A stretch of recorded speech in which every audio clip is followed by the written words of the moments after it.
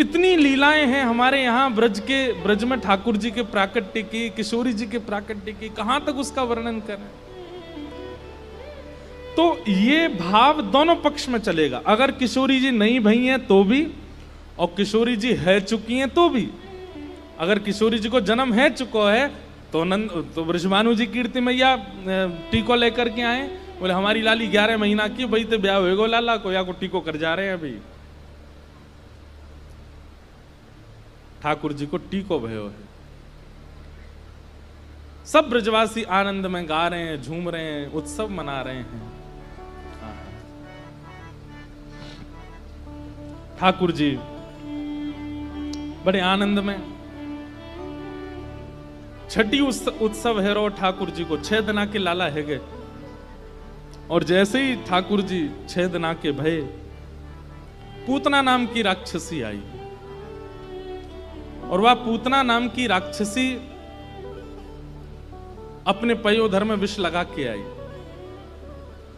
हम अपनी कथा में एक बात कहा करते हैं कि भक्ति मार्ग में जब आप प्रवेश करेंगे और भक्ति पथ पर जब आप चलने लगेंगे तो सबसे पहली बाधाएं तो हर मार्ग में आती हैं, भक्ति मार्ग में भी आती हैं। पर भक्ति मार्ग में यदि आप निपुणता से, विश्वास के साथ अगर चलने लग जाते हैं तो बाधाएं तो आती हैं, परंतु आपका कुछ बिगाड़ नहीं पाती। काम, क्रोध, मोह, ईर्ष्या, द्वेष, ये सारी बाधाएं तो बहुत बाद में आती हैं। भक्ति मार्ग में सबसे पहली बाधा आती है अविद्या। अविद्या का मतलब क्या है? अज्ञान।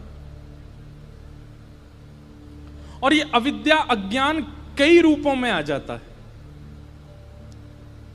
अविद्या अज्ञान का पहला रूप क्या है?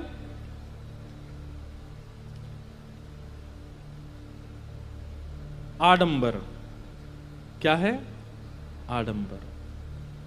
आप भक्ति पथ पर चलते जब प्रारंभ करते हैं ना, तब तो आप वास्तविकता में होते हो, लेकिन धीरे धीरे धीरे धीरे धीरे धीरे धीरे चलते चलते कुछ समय निकल जाने के बाद में फिर भक्ति का कहीं ना कहीं सूक्ष्म रूप ही सही, लेकिन दिखावा प्रकट हो जाता है। कैसा दिखावा?